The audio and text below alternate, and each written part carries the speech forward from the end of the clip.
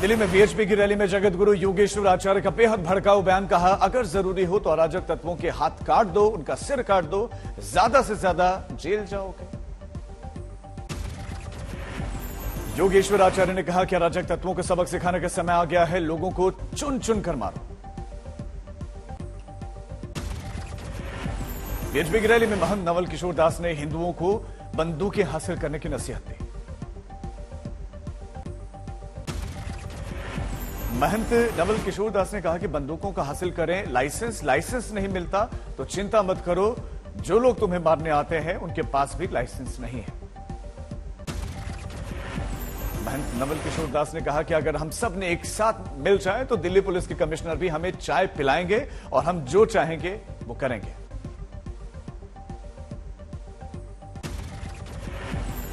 मोहन भागवत के जनसंख्या संतुलन का मुद्दा उठाने पर ओवैसी ने किया पलटवार। कन्या भ्रूण हत्या का उठाया मुद्दा, किया सवाल कि 90 लाख हिंदू बहनें गायब हैं, इस पर क्यों नहीं बोलता संघ।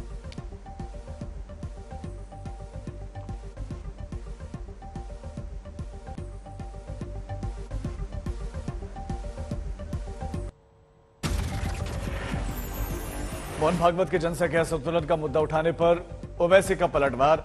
कन्या भ्रूण हत्या का मुद्दा उठाते हुए कहा कि हिंदू बहनें 90 लाख से ज्यादा गायब है, उन पर संघ खामोश क्यों। ओवैसी ने यूपी के मदरसों में सर्वे को लेकर विरोध क्या कहा, मेरे यूपी में चुनाव लड़ने का विरोध करने वाले अब कहां हैं, अब असद ही मुंह खोल रहा है, अखिलेश मौन है। रेलवे ने टिपू एक्सप्रेस का नाम बदला, अब वोडेयार एक्सप्रेस होगी। टिपू एक्सप्रेस की पहचान रेल मंत्रालय की ओर से लेटर जारी। वैसे बोली, मोदी सरकार कितनी भी कोशिश कर ले मिटा नहीं सकती टीपू सुल्तान की पहचान। वो अंग्रेजों को डराने और उनसे युद्ध लड़ने वाले योद्धा थे। ओवैसी का आरोप, देश में एक रोड के कुत्ते की जो है वक्त है, लेकिन मुसलमानों की कोई इज्जत नहीं। 30 करोड़ के भारत देश में जिसमें 20 करोड़ मुसलमान बनते हैं, एक रोड के चलने वाले कुत्ते से कम इज्जत एक मुसलमान की है। आज से मिशन गुजरात पर प्रधानमंत्री मोदी विधानसभा चुनाव में 3 दिवसीय दौरे पर जाएंगे गुजरात। 11 अक्टूबर तक गुजरात दौरे पर प्रधानमंत्री मोदी 14,500 करोड़ की परियोजनाओं की सौगात देंगे। गुजरात के 3 दिवसीय दौरे में प्रधानमंत्री मोदी मेहसाणा में सूर्य मंदिर भी जाएंगे, मोढ़ेश्वरी माता मंदिर के दर्शन पूजन करेंगे। दिल्ली के सीएम अरविंद केजरीवाल भी गुजरात के दौरे पर हैं और आज 2 सभाओं को संबोधित करेंगे। वलसाड़ और सूरत में उनकी सभा। कल वडोदरा में बोले थे केजरीवाल, जन्माष्टमी के दिन मैं कंस की औलादों का वध करने के लिए जन्मा। 2 दिवसीय दौरे पर कानपुर पहुंचे संघ प्रमुख मोहन भागवत। पथ संचालन को दिखाई हरी झंडी, बैंड बाजे के साथ निकाली गई शोभा यात्रा। मोहन भागवत ने वाल्मीकि समाज के सम्मेलन में शिरकत की। कहा, वाल्मीकि न होते तो राम के बारे में कोई जान ही ना पाता। श्री रामचंद्र के चरित्र को हिंदू समाज को परिचित कराने वाले भगवान वाल्मीकि थे। वो अगर रामायण नहीं लिखते तो हमको राम पता ही नहीं होते। यूपी के सीएम योगी आदित्यनाथ ने वाल्मीकि दिवस पर लोगों को दी बधाई। वाल्मीकि धाम और चित्रकूट के सौंदर्यीकरण का कार्य तेज गति से जारी है, जानकारी दी। आश्रम दौरे के बीच आज कामाख्या मंदिर पहुंचे गृह मंत्री अमित शाह, देवी की पूजा अर्चना की। जैसलमेर में मुसलमानों ने मनाया हजरत मोहम्मद का जन्मदिन। मिलाद उन नबी के मौके पर सड़कों पर उमड़ा जन सैलाब। राहुल गांधी की भारत जोड़ो यात्रा जारी। आज कर्नाटक के तुमकुर में हजारों समर्थकों के साथ पदयात्रा पर निकले राहुल। कर्नाटक में करेंगे 500 किलोमीटर का सफर। कल बोले थे राहुल गांधी, सावरकर को अंग्रेजों से मिलते थे पैसे, आरएसएस ने नफरत फैलाई, बीजेपी ने देश को बांटा। देवी देवताओं की पूजा न करने की शपथ लेने वाले केजरीवाल सरकार के मंत्री राजेंद्र गौतम के घर पर हिंदू संगठनों का प्रदर्शन। नेम प्लेट का भगवाकरण किया, जय श्री राम के नारे लगाए।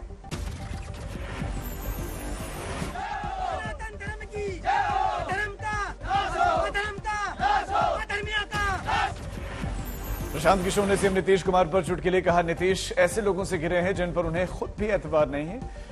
उनकी उम्र का असर उन पर दिखने लगा है, कहना कुछ चाहते हैं, कहते कुछ हैं। खुद को बीजेपी के एजेंडे पर काम करने वाला बताए जाने पर प्रशांत किशोर ने नीतीश पर किया पलटवार। कहा, एक ही बयान में मुझे बीजेपी और कांग्रेस दोनों का करीबी बता दिया।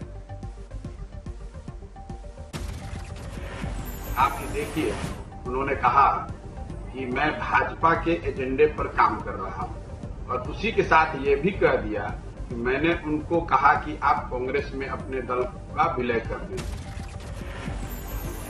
शिंदे और उद्धव गुट को नहीं मिलेगा शिवसेना का चुनाव चिन्ह। आयोग ने किया फ्रीज। 10 अक्टूबर तक दोनों पक्षों को फ्रीज सिंबल पर बतानी होगी अपनी पसंद।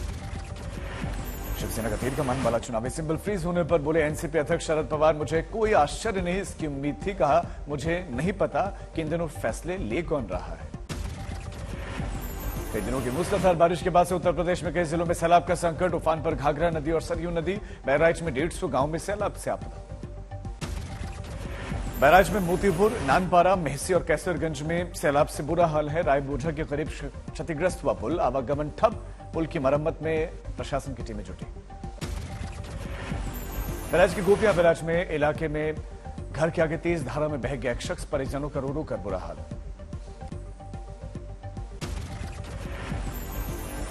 घर के बगल में हमारे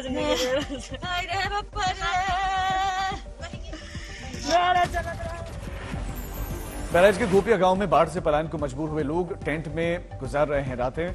बाढ़ पीड़ितों की मदद के लिए प्रशासन आया आगे, भोजन पानी का बंदोबस्त किया। बहराइच का मैकोपुरवा गांव सैलाब से घिरा हुआ है। पुल के ऊपर से बहता दिखा दरिया।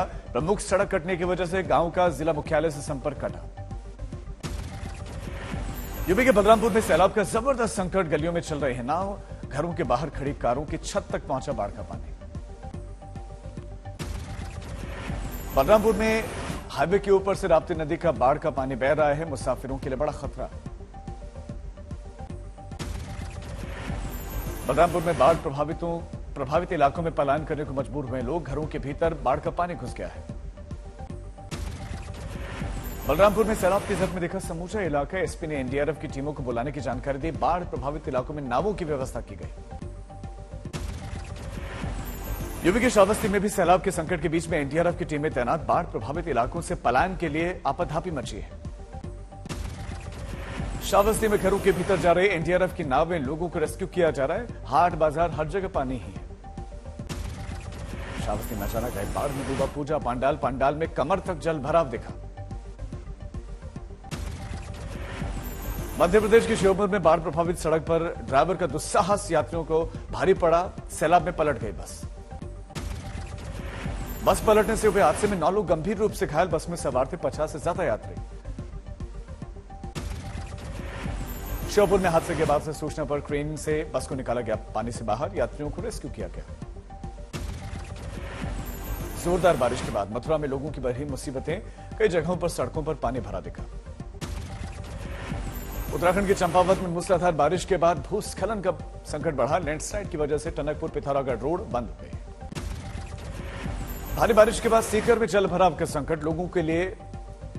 लोगों ने प्रदर्शन किया। दिल्ली एनसीआर में भी लगातार बारिश जारी। जल भराव का संकट। ईस्ट विनोद नगर की सड़कें तालाब में बदल गईं। नोएडा में भी जल भराव का संकट। पिछले 3 दिनों से लगातार हो रही है बारिश। राजस्थान के झालावाड़ में 24 घंटे की बारिश से नदियों का जलस्तर बढ़ा। काली सिंध डैम के 3 गेट खोले गए। रोहतक में हो रही बारिश से किसानों की फसलों को नुकसान पहुंचा। खेत में धान, बाजरा, कपास की फसल खराब। किसानों की चिंताएं बढ़ी। हरियाणा के झज्जर में मंडी में खुली पड़ी है किसानों की बाजरे की फसल। जेसीबी के जरिए शेड के नीचे धकेला जा रहा है बाजरा। मध्य प्रदेश के रतलाम में परीक्षा देने के लिए स्कूली बच्चे फंती नदी को पार करने के लिए मजबूर। वीडियो सोशल मीडिया पर वायरल। फतेहपुर में तेज बारिश के चलते सड़क पर बड़े बड़े गड्ढे बने। स्कूली बस उसमें गिरी। बच्चों को सुरक्षित बाहर निकाला गया। मोतिहारी में एक बार फिर से मंडरा बाढ़ का खतरा। लगातार हो रही बारिश और नेपाल से छोड़े गए पानी की वजह से जल भरा। उत्तराखंड के बागेश्वर में मौसम विभाग की भविष्यवाणी सच हुई साबित। पिछले 2 दिनों से लगातार मूसलाधार बारिश का दौर। सभी स्कूलों को बंद करने के आदेश। चमोली में लगातार बारिश और बर्फबारी। हेमकुंड साहिब में 2 इंच तक हो चुकी है बर्फबारी। राजस्थान के सीकर में बारिश का दौर। तेज बरसात से निचले इलाकों में भरा पानी। आवागमन बाधित। उत्तराखंड में बारिश और भूस्खलन के बीच पहाड़ों पर बर्फबारी जारी। हेमकुंड साहिब में जमकर बरसी बर्फ। घरों की छतों पर जमी बर्फ की हेमकुंड साहिब में परत। मौसम सर्द हुआ। बद्रीनाथ धाम में भी ऊंची चोटियों पर बर्फ से ढकी मंदिर की दिव्य छटा देखिए। केदारनाथ धाम की चोटियों पर भी बर्फ ही बर्फ। रुद्रप्रयाग में भी बारिश का दौर जारी। रुद्रप्रयाग पहुंचे सीएम पुष्कर सिंह धाम में बारिश के बीच छाता लेकर लोगों का जाना हाल। लगातार बारिश से नैनीताल में शिप्रा नदी का बढ़ा जलस्तर। नजदीकी इलाके से लोग कर रहे हैं पलायन। भारी बारिश के बाद खेती किसानी के लिए मुसीबत बनी। राजगढ़ में फसल बर्बाद होते देख के किसान ने गला रेत कर खुदकुशी की कोशिश की। हालत गंभीर है। संभल में बारिश के बीच में एक मकान की छत ढही, दंपति हुए घायल। सवाई माधोपुर में बारिश कहर बनकर टूटी, फसल हुई चौपट। भारी बारिश के बाद हैदराबाद में कई जगहों पर जलभराव का संकट। अकोला में सड़क हादसे में बाइक सवार की मौत। गांव वालों ने टक्कर मारने वाले 4 व्हीलर को आग के हवाले कर दिया। मध्य प्रदेश में नशे के कारोबार पर शिकंजा कसा गया। ड्रग्स बेचने की शिकायत पर रायसेन में 4 मेडिकल स्टोर पर छापेमारी। यूपी के देवरिया में गैंगस्टर वृद्धि चंद्र यादव की 45 लाख की संपत्ति कुर्क। दर्जनों केस दर्ज है। बैराज के नानपारा में जुलूस के दौरान हाई टेंशन वायर की चपेट में आए 5 लोग। करंट ने सभी की जान ले ली। सीएम योगी ने जताया दुख। दिल्ली दरियापुर इलाके में बदमाश ने शोरूम के बाहर चलाई गोली। सीसीटीवी में कैद हुई घटना। मध्य प्रदेश के पन्ना में बंटवारे को लेकर बेटे ने बूढ़ी मां को मौत के घाट उतार दिया। धारदार हथियार से अपनी ही मां पर किया हमला। पंजाब के बटाला में पुलिस और गैंगस्टर के बीच में मुठभेड़। पूरा गांव किया गया सील। सर्च अभियान जारी। महाराष्ट्र के गढ़चिरौली में पुलिस ने 2 नक्सलियों को किया गिरफ्तार। नक्सलियों पर 10 लाख रुपए का था इनाम। झारखंड के लातेहार में नाबालिग लड़की से सामूहिक दुष्कर्म। लड़की अपनी सहेली के साथ दुर्गा पूजा पर आयोजित एक ऑर्केस्ट्रा देखने आई थी। पटना में पुलिस ने करवाई प्रेमी जोड़े की शादी। दोनों परिवार वाले रजामंदी के बाद से पुलिस की मौजूदगी में शादी हुई। लखीमपुर खीरी में गन्ने के खेत में मिला करीब 20 फीट लंबा अजगर। ग्रामीणों में हड़कंप मचा। लखनऊ में निर्माणाधीन मकान की दीवार गिरने से 4 लोग घायल। एक युवक की हालत गंभीर। जबकि बांदा में करंट लगने से छात्र की मौत। ग्रामीणों ने बिजली विभाग पर लगाया लापरवाही का आरोप। मुंबई के तिलक नगर में इमारत में लगी आग। 10 से ज्यादा फायर ब्रिगेड की टीम मौके पर पहुंची थी। बिहार के सुपौल में युवक के बिजली के खंभे पर चढ़कर हाई वोल्टेज ड्रामा देखने को मिला। पुलिस ने इसे हिरासत में लिया। झारखंड के लातेहार में सीआरपीएफ के जवान ने गोली मारकर खुदकुशी की। वजह का खुलासा नहीं हो पाया। पठानकोट में बस और ट्रक में टक्कर। सड़क किनारे खड़ी मोटरसाइकिल आई चपेट में। युवक की मौत। बिहार के मोकामा रेलवे स्टेशन पर चलती ट्रेन में चढ़ने के दौरान एक शख्स नीचे गिरा। आरपीएफ की टीम ने इसे बचाया। मध्य प्रदेश के खरगोन में लोगों ने हेल्थ ऑफिसर और उसकी मां पर किया हमला। किसी की गिरफ्तारी नहीं। राजस्थान के ब्यावर में अनियंत्रित बस हादसे का शिकार। 9 यात्री गंभीर रूप से घायल।